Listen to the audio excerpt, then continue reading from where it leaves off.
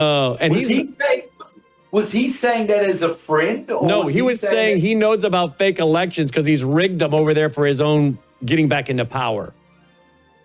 I know that, but was he saying it to Erdogan as like joking as a friend, or was he poking the bear? I think he's poking him. Yeah. Yes. Well, that's great. Let's upset Russia, Turkey, Iran, Venezuela. Who else can we upset and pick a fight with right now? India. China? India. Well, let me tell you, Brett, Jolani has been, I think he still is in Washington, the leader of Syria. And let me tell you, I've just finished reading you got to go. We got to go. We'll do it tomorrow. Yep. All right, guys. Thanks for watching. Take care. Thank you. You're watching Worldview 2, built on the 35 years of Worldview books, documentaries,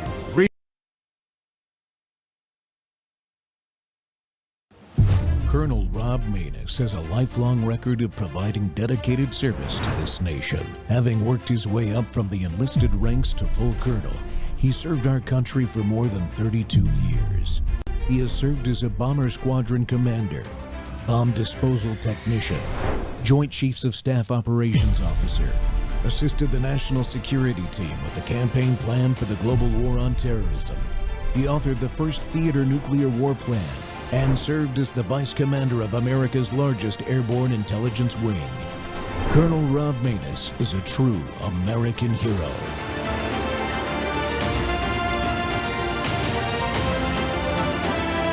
This is Rob Maness Live. This is the town hall, so let's get to some questions. Let's do it. The first question is from Adam. How are you, Senator Vance? What's up, man? How you doing? Good, a little tired. For the last 14 days, myself, my fiance, and these awesome pilots behind us have been delivering supplies all over Western North Carolina. God bless you guys.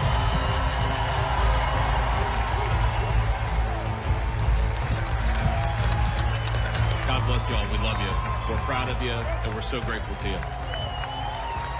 The question is, can we have a conversation about revamping a national disaster strategy so that we can utilize retired veterans and special operations personnel who have been leading the charge hands down in Western North Carolina and effectively provided food, supplies, and medical aid and assistance to thousands and thousands of lives, and revamping the national disaster strategy in the United States so that we can make it more effective? I am sick and tired of weak representation in Washington. Aren't you? I think it's about time we have leadership with backbone in Congress. As a Green Beret and founder of Savage Freedom's Relief Operations, my team, the people of Western North Carolina, and I demonstrated to the governor and the Biden regime exactly what the backbone of the mountains looks like. That's why I'm going to D.C. I'm Adam Smith, and I'm running for Congress in Western North Carolina, and I approve this message. Welcome back to Truth Thursday. The Rob Maness Show's live on Worldview Tube and our X Spaces simulcast. Well, Americans who love the country, they will carry it forward into the future. Yes, they will. In fact, they already are. My friend, you just saw there, Adam Smith, that is really going to challenge a career politician, a Republican in Western North Carolina. That's the kind of individual we need. And it's not because it's personal. It's because his duty, folks, his duty to step up and try to end the iron grip on power the entrenched politicians are so desperate to maintain. We've lost two key leaders in our movement this last month that leave large gaps in our effort to accomplish this mission. But Americans like Adam Smith and you are stepping up. And we're not surprised. In fact, you've been stepping up since before we lost Charlie Kirk and Boone Cutler. Their leadership was generating the momentum that frightens those who want to hold on to power. And that power that we will wrest from their grip and return it to ourselves, the people, as it is intended to be in this country. Leaders young and old are rising to this challenge. And we'll examine all this in the context of the current situation. My guest, Chad Caton, and I will discuss all of this challenges America faces in this crucial period. Chad's a former U.S. Navy Seabee. He's a retired firefighter and first responder. He was a Trump Campaign Veterans Coalition surrogate. He's a GOP political activist, and he's the national field director of the Conservative Caucus. And my friend, Chad, welcome back to the Rob Maness Show. It's always a pleasure. Yeah, I know it is. I love having you on. Is that what I'm man. supposed to say? How are you, sir? No, that's it. All right, so let's talk about Adam Smith for a second. You are the field director of the Conservative Caucus. I know that you met him when you and Boone were up in North Carolina during the hurricane recovery. Thank you for that again. I can't thank folks like you enough, and Boone enough for that effort. So this a good move on his part, challenging an incumbent Republican? Well, if not, he's a Green Beret, and he's probably going to kill me if it doesn't work out, because Boone and I sat there one day in the middle of the hurricane and everything, and we talked to Adam, and we're like, bro, there's nothing coming from the Biden regime here in North Carolina, and your feckless establishment, Tillis type conservative congressperson is nowhere to be found, and he never showed up until President Trump and JD Vance actually was out there. Of course, he needed to be there for that photo op, right? And that's what we're sick of. And it resonated with Adam. And I remember when Adam called me and he goes, "I think I'm gonna do this thing," and I was like, "For real?" I said, "I'm in, man. You know, one go, all go." That's what we've always been with our military, the way we are with our brethren. And Boone had a really significant phone call with him that same day as I did, and said, here's what you need. Here's where we need to find these resources. And if we can do that in the next couple of weeks, then I say we go full tilt on this thing and go win it, and send a fighter with unapologetic leadership to Washington. And here we are. We're already out the gate, and he's already killing it. He's doing great. Yeah, it's a great ad. Full transparency, I'm the chairman and founder of Gator Pack and our Veterans Leadership Fund. We endorsed Adam the day after he announced, and have given him a max donation from our candidate account in Gator Pack. And if you want to donate to Gator Pack, we can do even more. Give us a $5 a month recurring donation at GatorPack.com if you want to. And Chad works with the Conservative Caucus. You could throw them a donation too. Give us all $5 a month for the rest of your natural lives, and we can do good things with that money. You're absolutely right. That's a Colonel, shameless pitch. Shameless pitches come naturally to people once they've had to do it a few times. Right. Well, let me add to that, because it's something I've been talking about for a very long time to our friends over in Spaces and Twitter, and we showed what a mandate can do, right? We showed what can happen if the American people get off the couch and get involved. We saw it with Donald Trump, and we are in the midst of that right now. How many times have you seen a congressman or a senator stop everything because they feel like they didn't get what they wanted in a bill, or they're just terrible people? We need to make all of our congressional candidates and all of our senators national mandates. Your $5 from California goes a long way in North Carolina. Your $5 from Connecticut goes a long way in North Carolina to help somebody like Adam. And these are the people that are going to stand up there and fight for you. And these are the people that are going to make people like Ilhan Omar go back into her office. Oh, you're absolutely right, man. And I'll just tell you, folks, this show is not intended to be a pitch for dollars, but fundraising has been really slow because after a big election like the Trump election last year, everybody takes a deep sigh of relief and they kind of let themselves down. But it's time to get back on the horse, folks. We got big stuff coming up. The New Jersey governor's race is about to happen, and it's tied. Poll numbers released this morning, and there's lots of stuff you can do to help turn New Jersey red. Just look on X, follow Scott Presler. He's working that issue. So is Cliff Maloney out of Pennsylvania Chase. They're going to knock 500,000 doors. Go up there if you can, or just throw them $5 a month. That goes a long, long way. Chad, since we're talking about Adam challenging an incumbent, and you mentioned Tillis, explain to folks that may not really understand how these people maintain their grip on power in a state. Sure. with these career politicians and why it's so important to have good challengers in primary races. Because we Republicans, we love our incumbents, man.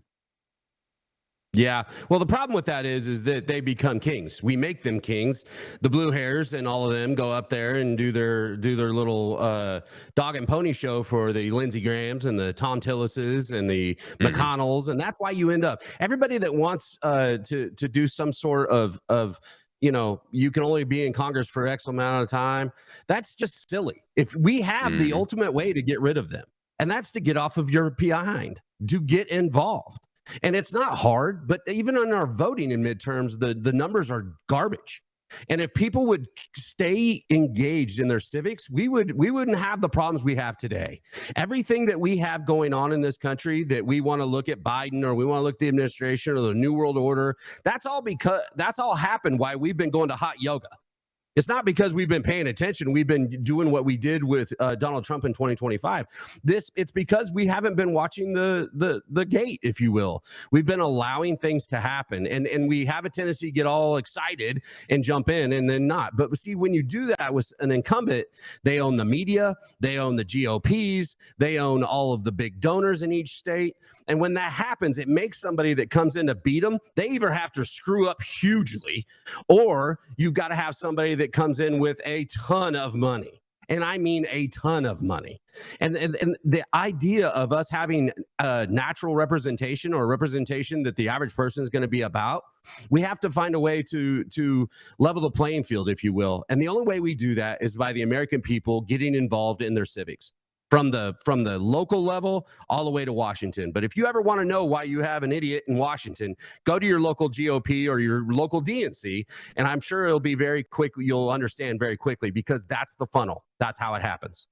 Yeah, exactly. And I mentioned Tillis because he was the most powerful Republican in North Carolina, if I understand it correctly, until he decided he was going to resign because he knows he can't win in his next primary.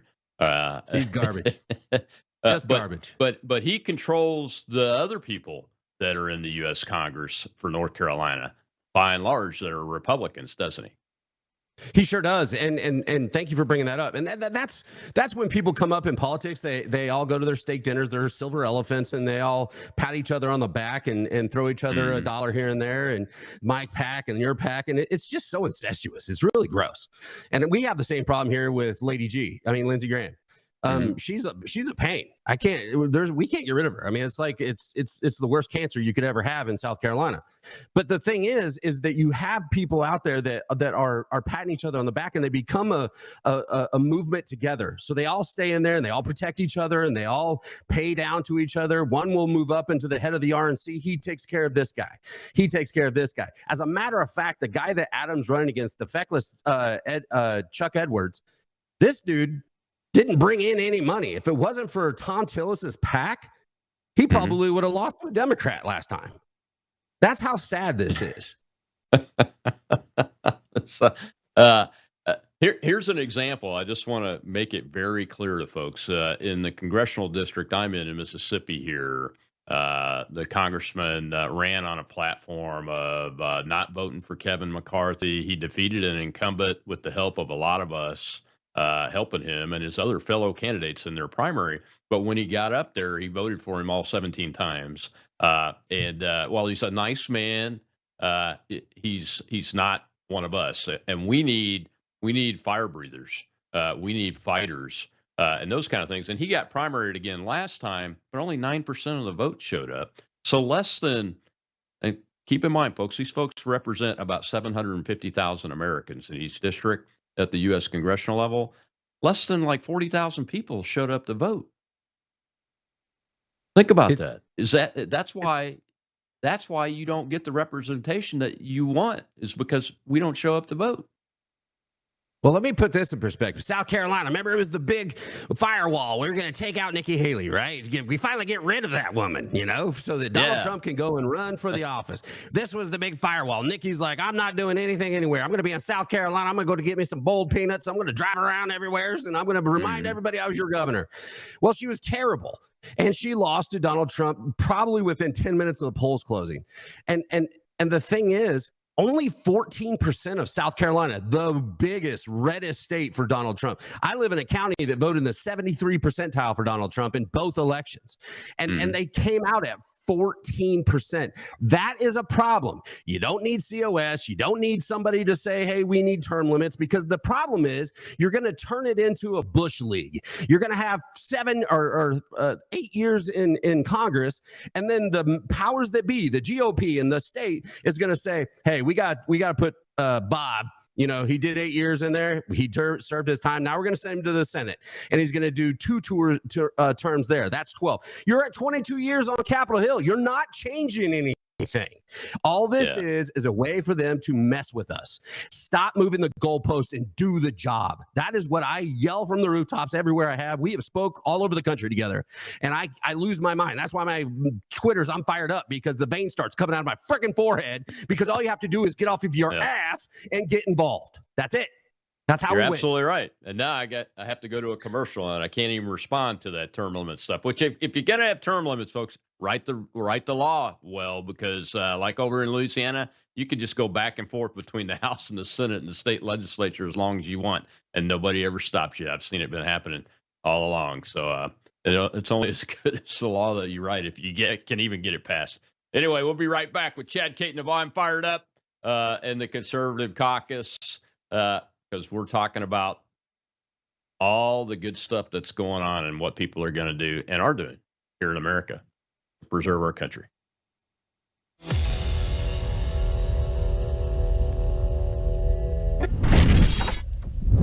We have a big announcement, folks. It's called Bella Melt. In the first week, you lost 3 pounds on this, right? That is correct. Your GLP-1 is a natural hormone that's in every single one of our bodies. And your GLP-1 lets you know if you're full. It's the satiety hormone. So when your GLP is working properly, it does help suppress your appetite as well as reduce those cravings. So what it's going to do best is it's going to reduce your sugar cravings or any other cravings you have in your body. It's going to suppress that appetite. But where Melissa got the most benefit, I think, over the last week was the L-carnitine. The L-carnitine tells your mitochondria, this is where we talked about it before, this is where you produce energy in your cells.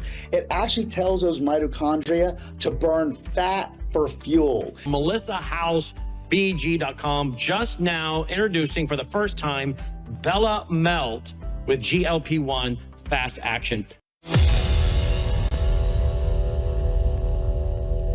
Sure that Jimmy Kimmel was back on the air last night, and to the extent that he's not back on the air, it's because he's not funny and has terrible ratings. This is not a federal government problem. This is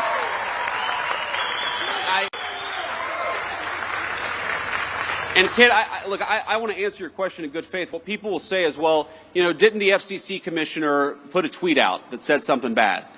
Well, Kid, compare that, the FCC commissioner making a joke on social media. What is the government action that the Trump administration has engaged in to kick Jimmy Kimmel or anybody else off the air? Zero. What government pressure have we brought to bear to tell people that they're not allowed to speak their mind? Zero. We believe in free speech in the Trump administration. We are fighting every single day to protect it. Now compare that to the Biden administration, where we found out just yesterday that conservatives on YouTube and on a number of social media platforms were being censored. Why? Because the Biden administration picked up the phone and said, we want you to censor our political opponents. That is real government censorship, and it left the White House when Joe Biden left the White House. Welcome back to the Rob Maness Show. It's Truth Thursday on World YouTube and our X Spaces simulcast. Sorry about the technical difficulties on the over in the space audience. I think we got them back, though.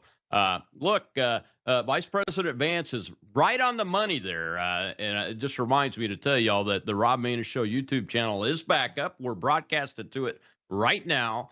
So go like, subscribe, share that thing. And get it back in business. Not because we like YouTube, but because that's where a large part of an audience is that needs to hear this message from my guest today. Chad Caton is back with us here to talk about the truth that's going on right here in America. Chad, I wanted to transition into from Americans stepping into the breach like Adam Smith is doing in North Carolina's Congressional District 11, folks. Go help him out. and there's all kinds of ways you could do it. We just spent 15 minutes talking about it, to the government. And the difference between a government that's abusive and overreaching with its power, like the Biden administration was just described by the vice president there, and this government that we have under Donald Trump that the leftists are complaining so much about, that people are shooting folks that agree with this government, which is following the Constitution of the United States. I mean, nothing's perfect, but so far, I haven't seen any government overreach like the Biden administration did. Talk up through the differences. Well, first off, what JD was saying there is pretty evident. You know, it's this is the left trying to hang on to anything as they circle the proverbial drain in the toilet. They're just constantly falling down into the toilet because their ideology is terrible. It doesn't reach with the morality and the commonsensical thought process of the American people, or for that matter, a large part of the planet, because they're dealing with their own liberal crazy town in Europe and elsewhere. But what they're talking about here with the censorship is kind of asinine, really, because I got booted off for everything. You just said I got my YouTube channel back. Why? Because you're a nice colonel? You know, they kicked you off of there? No, because you're a conservative. They've been censoring us forever. We've had actual hearings in Congress where it's been proven that they would call Facebook, or they would call Twitter and say, hey, take this profile down, take this post down, take this. That is real fascism, right? And it's kind of like you're rubber, we're glue, whatever you say bounces off me and sticks to you. That's kind of what they're doing. So they say they're anti-fascist. They say that they're against censorship, when in actuality, the only thing they have to claim anything is the FCC guy doesn't like Jimmy Kimmel. Trump hates Jimmy Kimmel. And then what they did is they went out there and said, we don't like this guy. Yes, we're in power, but there was nothing ever done by the FCC. And to actually, for the FCC to pull somebody's certification on a national network is really hard if you look into it. But we know the Democrats don't do that, sir. So really, it was just all, it's a shell game. And they're trying to claim censorship, when really what it was the distributors of Nexstar and Sinclair said, we don't like the cut of your jib, homie, and we don't want to show your show anymore, which hurts ABC. Now, I got to give the Democrats a W. They took it to us, and they brought in $3.8 billion in market share that hurt ABC. That's capitalism at its finest. We have to be better at it. It's that simple. Like I always say, learn the game, play it better, kick their ass. You got to learn the game first. So how did they do that with that $3.8 billion? How did they do that? Well, they were very smart. They and look, people don't send me DMs saying that I'm leftist and all. You really don't know who you're talking to. I'm just putting that out there. Don't do that to him on the air, folks. Just lawn darts than most people. So don't let's do just that put on that the out air, there. folks. But, totally joking. But what they did is they understood what ABC represented. They understood their subsidiaries. They understood Disney. So they started canceling their kids' Disney network, their Disney XP network. They started canceling trips on the Disney Cruise Line. They started dropping any other streaming service that was good for their kids, so that people didn't have to raise their kids. Here's your iPad, watch Mickey. You know, they got rid of all that. And people just started canceling. And with that market share taking a dump at 3.8 billion in market share over a week, that's a significant loss to a large company. And shareholders they're going to start asking questions. And this is where we at. But now Jimmy's back, right?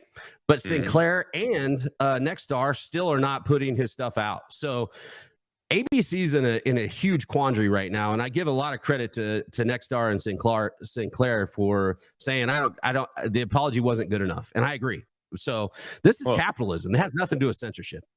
Exactly. That's where I wanted you to go. You went there twice for me. You're exactly right. It's capitalism, folks. And think about this. There are enough American conservatives that if we cut Disney off, that we could hurt them too. But we're not that well organized. We are just not that well organized to pull it off. But we did pull it off in something called Cracker Barrel, right? Yeah. The Cracker Barrel restaurant. Of all things. That turnaround was due to you, because you did get organized around that idea that they were doing the wrong things. Now, I went to a Cracker Barrel last week just to check it out. At 6 p.m. prime dinner hour, there were 8 people in this Cracker Barrel. So keep the pressure on them until they change their decor back to the old country store decor on the inside instead of this white liberal housewife white shit that they've got on the walls, and put the old gear back on the walls that they used to have up. They took about 3/4 of it down, and people don't like eating in there because they don't want to eat in a sterile environment. They want to eat in the old country store and have that barn feeling. For goodness sake, that's what your brand is. That's how we do it. And that's capitalism too, right, Chad? It is, and I have pictures of me and my dog in like 14 of those places, because every time I went in one, I put my own picture on the wall just because I wanted to see if I could get away with it. So I want to know where my pictures are. I really do, and all of that needs to come back. There was such a thing about Cracker Barrel, and at the end of the day, it's garbage food. It's not grandma's food, but it's good, right? You can go in there and get a good meal. But I'm a Waffle House kind of feller. I like the dinner and a show, if you will, if you watch World Star on Twitter. But at the same time, this has to be something where the capitalist side of us the Republicans have to find their side. And this is going to upset evangelicals. But just going to a business because they have put a cross on their stuff and are tough enough to do that, does it? But you vote at 14%, evangelicals. Your pastors won't even talk about Charlie Kirk. Your pastors are living in mansions and driving Bentleys. You know, I get that. That's where we have to fix this at the church level, and that's what General Flynn and Boone Cutler go into in their 5G warfare. The church's responsibility, but this is also something where we have to demand it as conservative Republicans and evangelical conservative Republicans, and this is how we win. And until we do that, and until we get as excited about our side of the aisle, if you will, this is what we're going to be facing forever. We have an opportunity to destroy the Democratic Party forever. It has to be a mandate in midterms, and we have to come together. It's that simple. Yeah, and one of the big things, we just don't need to interrupt them while they're destroying themselves whenever we are doing things. Don't get in their way, but help them. Help them continue this destruction. Let me just tell a little anecdote. I'm glad you brought that up about the preachers. Look, I'm a Southern Baptist, and I had an interview that went over church time last weekend, but my wife went to church and to a local Baptist church here, and I asked her when she got home, did the preacher mention Charlie Kirk's name? No, he did not. Now, she went up to him afterwards and said, hey, you know, I came today and I haven't been in church in a while, but I came because of Charlie Kirk. And he went into a long story about his grandson, how he started coming back to church because of Charlie and everything, but he didn't talk about him from the pulpit, folks. You have to demand that your ministers get on board with America. And what that means is ministers started America. They were a big part of the American Revolution and a big part of the communication system leading up to that Boone and General Flynn talk about in their communications part of their concepts in 5G warfare. They talk about how these communication networks have developed and grown over the years into what we have now. The ministers are a key part of it. Get them on board. Be loud and proud and insist that they do it. Right, Chad? Yeah. If your pastor or priest didn't bring up Charlie Kirk this last weekend, I want you to walk up to him and say, I'm here for church, but I'm leaving because I need a spiritual leader in this spiritual war that we are in right now that's going to have the proverbial nuts to do the job. You don't. Because Charlie Kirk was right there for you to, I saw churches, even here in South Carolina, there was people everywhere, and people went there to hear the word. They went there to talk about where we are in this spiritual war that we are in. And how can we say that we're in a spiritual war, but we can't even get our faith leaders to get behind it? I'm not saying all of them, but a lot of you are feckless. A lot of you are more worried about the basket than you are your actual parishioners. A lot of you are worried about the celebrity that you may have in the large pastors than you are about what is important to your parishioners. You are supposed to lead by through the church. You're the guy on the pulpit. I'm the guy on the wall. We all have our job. I'm doing mine. Do yours.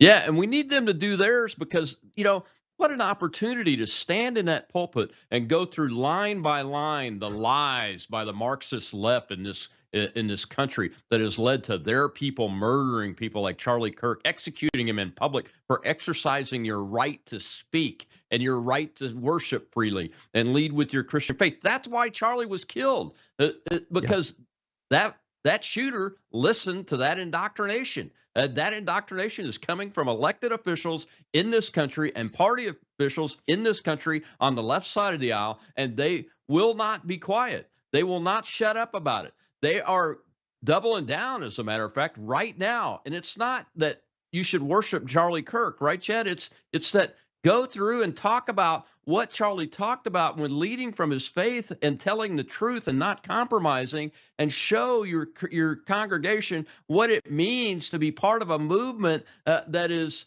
I think they got over 100,000 chapter requests. Now, Charlie had 9,300 when he died, and his goal was 20,000 before he passed away as an old man. I mean, think about that movement and that development that could happen in the church if these leaders would just show a little courage from the pulpit. Well, we got to take another break. When we come back, we're going to see J.D. Vance again. It's a little bit different twist on this, but it's important that we talk about it and continue talking about this violence coming from the left. We'll be right back with Chad Kate.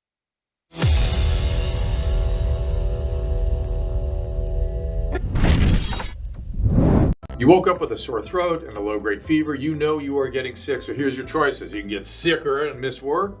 Try to see a doctor this week, or sit hours in a crowded waiting room at urgent care. I have a smarter option for you. Open your medical emergency kit. Match your symptoms to doctor-recommended prescription in your booklet and take the right meds now and get well faster. This is not a first aid kit. It's like having an urgent care in your home. It includes doctor-prescribed medications to treat over 39 medical issues like respiratory infections, strep throat, pneumonia, UTIs, and more. No waiting to see the doctor and no standing in line at the pharmacy. It's right here.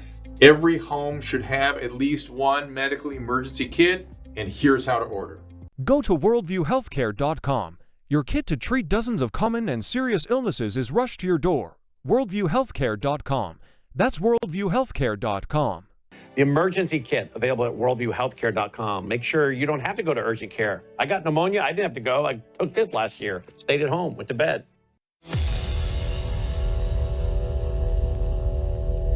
Order. And I think that is the most disgusting thing. The very people who keep us safe ought to be honored and protected and praised by Democrats and Republicans alike. It is time to stop the rhetorical assault on law enforcement. Because here's what happens. Because here's what happens when Democrats, like Gavin Newsom did, say that these people are part of an authoritarian government.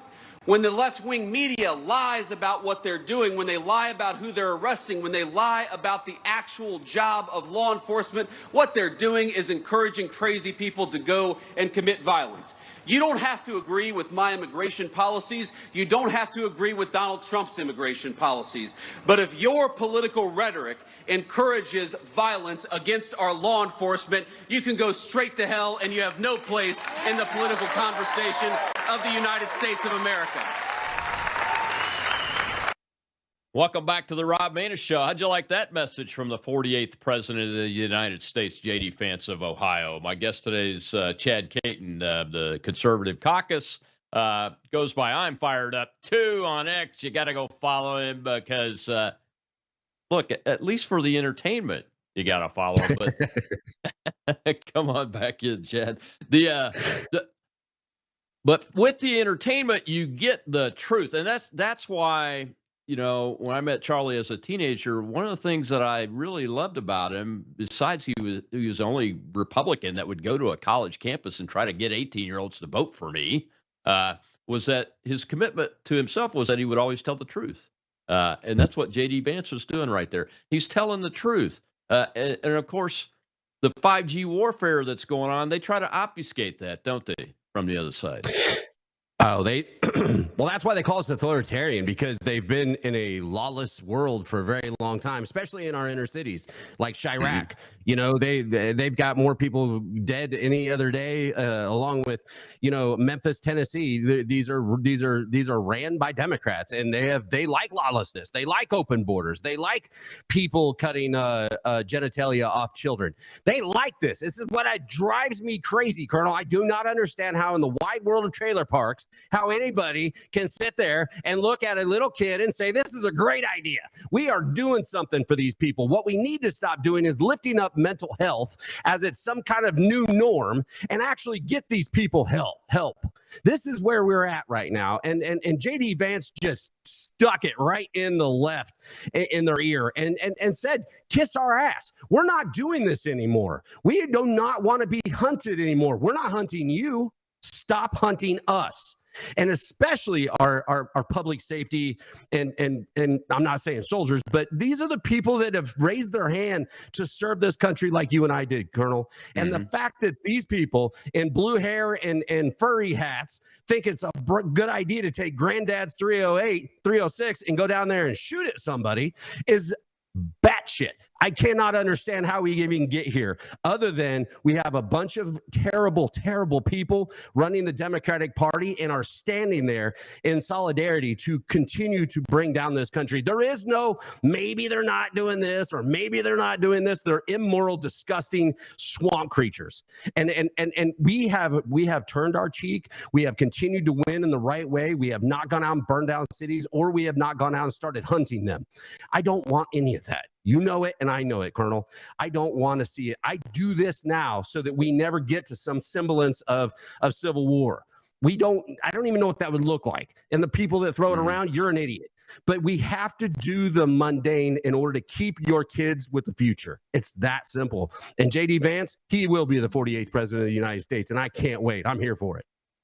Yeah, you know, one of the things that struck me as I've thought about seeing the reactions from the left to Charlie's murder, and now even Boone's untimely death, is the evil nature of the sounds of what I would probably think is a normal person if I met him on the street, and the difference between what I was saying about the FBI under the Biden administration. You know, I called them the Stasi, but I never called for anybody to go out and kill them. What I was calling for was legal accountability for them not equally applying the law, or unequally applying the law because of somebody's political partisan world, not to go out and kill people. And these folks, they have taken a leap way beyond where the right was talking from under the Biden administration when talking about things, you know, agencies like the FBI or the intel agencies.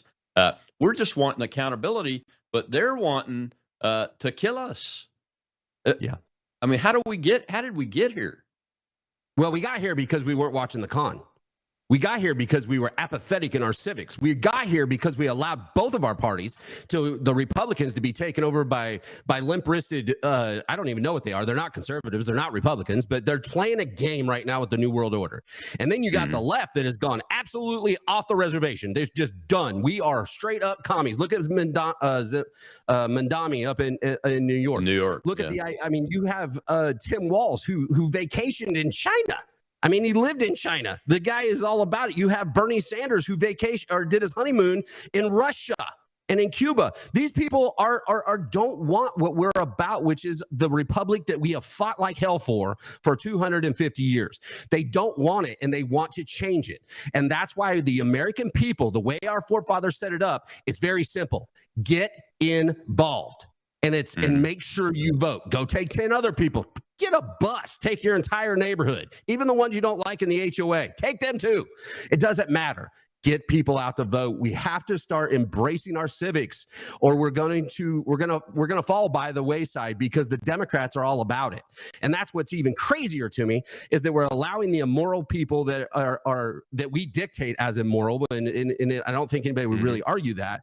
We're allowing them to go out there and choose how this is going to go, instead of us fighting for what is ours. Yeah. And you mentioned the feckless Republicans. I mean, over and over, I see this both sidesism. Chad, I tweet about it. I've written about it. Get attacked for what I'm saying. which is there is no both sidesism. Our side has never called for violence against half of the country. Now we've called for self-defense and being ready to protect yourself if they come at you, but never to start a war with them. I actually got in a debate yesterday on a space. I can't remember which space I was on. And somebody brought up Enrico Tarrio was there, the leader of the Proud Boys, and they asked him a question. They're like, "Well, do you think that the Proud Boys need to settle it down too in regards to violence, just like Antifa does, or would you be okay if are you okay with them being considered a domestic terrorist?" And Enrico had microphone problems, but I asked the question until he came back, and I asked the guy, I said, has the Antifa ever attacked a building or a person? And he said, well, yeah. And I said, has the Proud Boys? The Proud Boys, yes, got in fights until one actually got stabbed, but it was in defense of something else. There's a difference. They're not the same. Yeah, that's exactly right. Defending yourselves or defending a place is not the same as an offensive attack. And I'm glad you brought up Antifa. Look, I've said for years now that they are a domestic terrorist organization. They're supported by some type of financial network that comes out of the Marxist left. And they have some military veterans, unfortunately, that are, in my opinion, American military veterans that are misguided in the way they think of the way they think about the ideology. But we should take them serious because they are networked. They do training. They use their veteran members to do combat training. When you look at the models of the shootings that have gone on, just arc it off, bracket it off, and go from Butler, Pennsylvania, to yesterday at the last ICE facility, and look at the operations. Just the assassin shooters, they're in operation. They're planned. They have some level of training. It's obvious they have some level of training, but not quite to the point where the shooter would be a professional. But their logistics, their resourcing, their communication is all very, very well set up. Their planning of the event, of the attack, is set up. We've seen a coordinated platoon level. I think it was about a platoon level coordinated tactical attack on that ICE facility just north of Dallas not too long ago, and in Black Bloc. That's classic Antifa. I mean, this looks, smells, feels, and is a terrorist organization, and the president's right to declare them such. Right? I absolutely agree.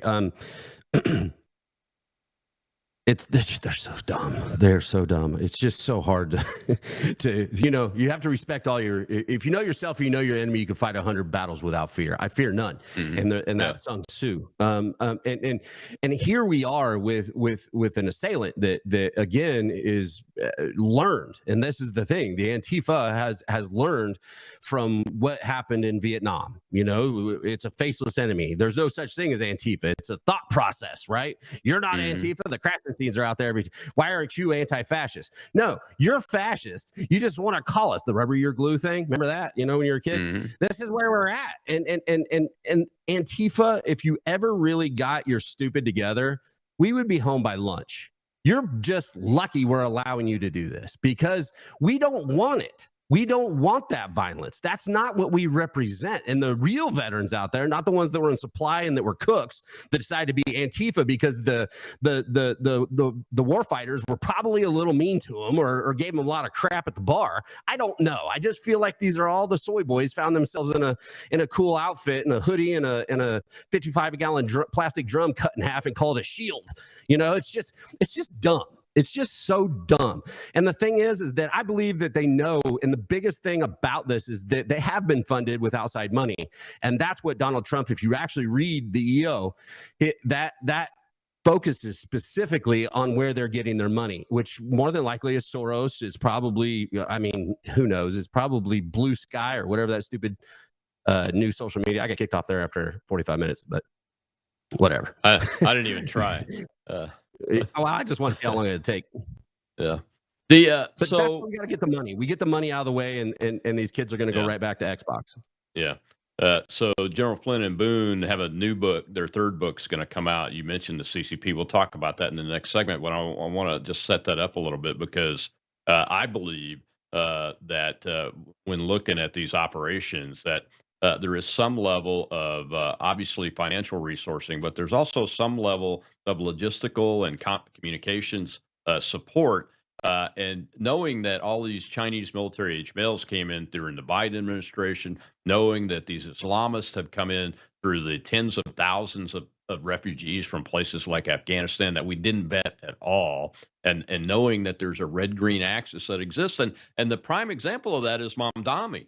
He's a red-green axis guy that's successfully taking over a political position, the most powerful and largest mayorship in the United States of America, and the financial capital of the world is about to be run by a guy that's a red-green axis guy that's well-funded from here and from overseas, I believe, and he wants to run grocery stores with his government. It sounds just like it's right out of the Soviet Union, and he's also an Islamist. So he is the nexus of that and the tip of that spear. Although we've had some small areas, and we have some Congress people that are Islamists too, like Omar and those kind of things. It's never gelled to the point where they could take over something major, and this appears to be about to happen when you look at the polling here at New York City. An Islamist Marxist is about to take control of America's largest city, the financial capital of the world, and we need to be paying attention, but we also need to use the tools that some very smart people like Mike Flynn and Boone Cutler have given us in the 5G warfare, and we're going to talk about that in the last segment. Right back.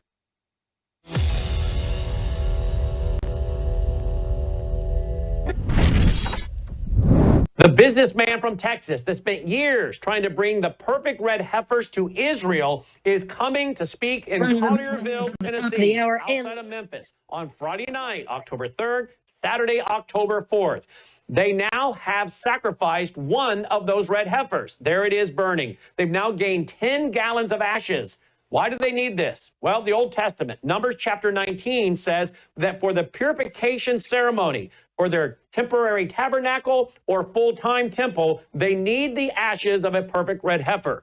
This is the first time this has happened in over 2,000 years. The story is going global. It's highly controversial. In fact, there's even a connection between the attacks on Israel on October 7th and these 5 red heifers. Come and hear him speak live in person, Friday night, October 3rd, Saturday, October 4th. Full details, worldviewstore.com, and to get your tickets, worldviewstore.com, worldviewstore.com.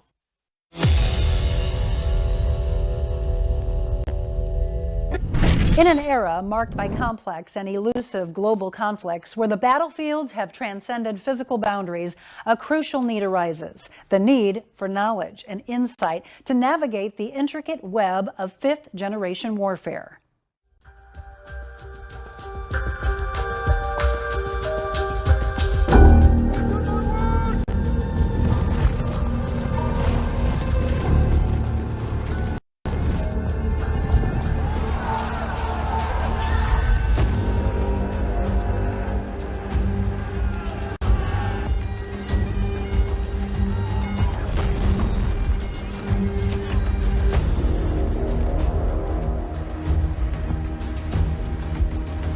Good evening, my fellow Americans.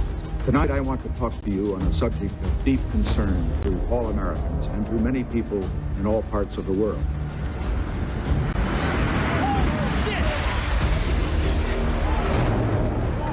Hands up and come outside. Come outside. Everybody in the house needs to come outside.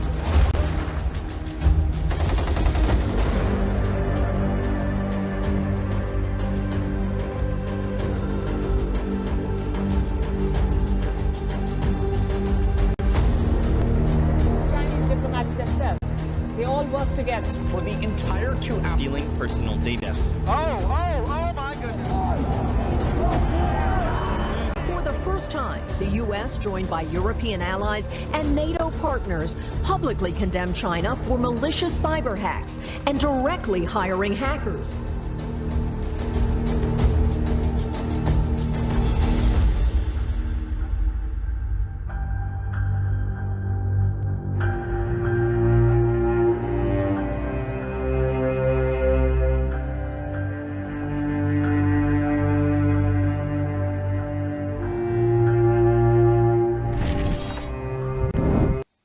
Welcome back to the Rob Maness Show, and we've got a new format that we're going to do the last segment of every show. This is the first day of it to honor Boone Cutler, and he's co-author of the book 5G Warfare and two other books that the third one's coming out. It's about the Chinese communists here with Mike Flynn, and we're going to cover 5G Warfare from their books in the last segment of every Rob Maness Show. From here on out until I run out of material. And folks, I'm not going to run out of material. I'm not going to run out of material. Protect your mind, control your emotions is something Boone taught to veterans, to law enforcement folks, to everybody he came in contact with. And his friend Chad Caton is my guest today. Chad, that clip is from a long video that Boone and Tim Jensen did that I'm going to use for these segments that we're going to do from here on out, talking about 5G warfare, because it's just critically important. And you could see in the little clip there, that's the opening of the longer interview video, what he's talking about and what General Flynn are talking about when it comes to the narrative warfare that they've laid out and identified, so people can recognize it and take the appropriate action. But it goes even deeper than that, though, doesn't it? Yes, sir. This is the first generation where the war is that of information. The war is being played in every household in America. It's not happening in a foreign soil. It's not happening just one part of our country. This is happening globally, and it's happening in everybody's home, on their tablets, on their phones, with their children and their tablets and their television set and their computers. The 5G warfare is quite possibly the most dangerous. Yes, you don't have the howitzers, you don't have the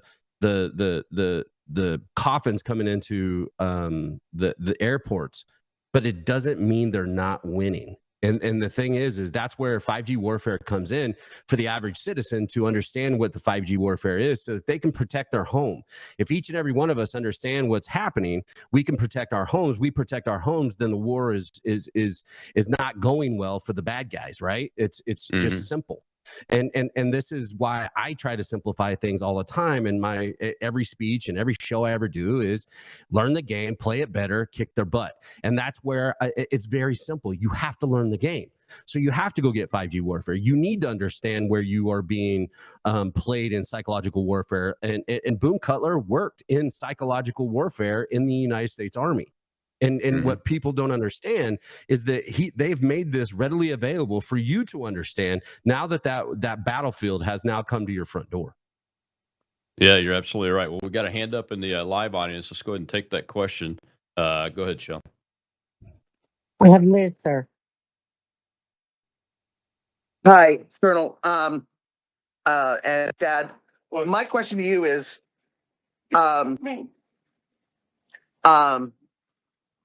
as veterans, we are always thanked, and that's wonderful. That's great. But do you ever want to say to people, do you want to thank me? Really thank me and honor me? Help me fight for my constitutional republic. And this is how you do it. No, I couldn't agree with you more. I would come at it a little differently, especially when we're trying to bring up numbers, is that have the conversation before they thank you, and then you ask them to do something else. Understand their level, because we're very finicky as a people. We're very weak as a people right now. And I don't mean you, Liz, particularly, or me, or the Colonel, or anybody in the room or watching. But what I am saying is, overtly, we have weakened our entire society. So we have to understand the game on how we're able to approach, engage, and talk to these people, just like Charlie Kirk was a master at. I learned from Charlie Kirk. It's something that if you're going to be out there on the 5G battlefield, other than protecting yourself, but when you're going on the offensive in the 5G warfare concept, you need to understand the way to reach people on their level.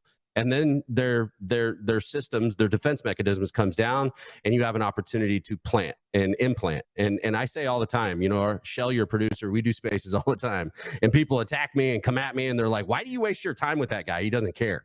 I'm not wasting my time with that person. I'm wasting my time with the other 1,000 people in the room that might be listening. That's why I do it. Yeah, that's why Charlie did what he did. I mean, he was practicing 5G warfare. I mean, it seems like a cliche, folks, but he was doing an old school methodology. That is the reason why I wrote my book and titled it what it is. You know, what you can do about it. Because as Americans, we have always come from the perspective of the individual being able to pull up their bootstraps, as some people say, and get done whatever needs to be done in the moment, and even if it includes mobilizing hundreds of thousands of people to do things like win an American Revolution when there are a very small percentage of the population. It gets back to those preachers I was talking about in those days. The Black Robe Regiment was the network of communications that would be equivalent of like a text thread, a chat thing protected on the Signal with thousands of people in it, so that you could simultaneously get the message out. Charlie was doing that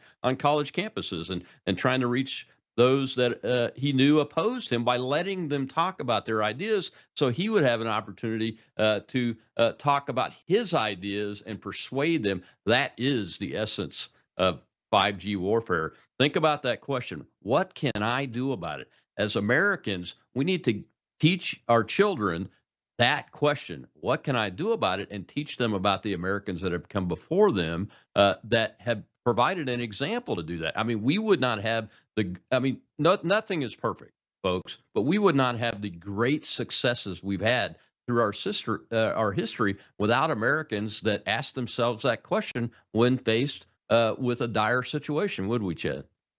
No, sir. And that's the resilience. You know, people are like Civil War and all this. And I'm like, one, who are you fighting? And by the way, I drove by Hot Yoga and it's still busy at 8:00. So we ain't nowhere near going into anywhere concept of a civil war. And that rhetoric needs to stop, because the war is at your front door.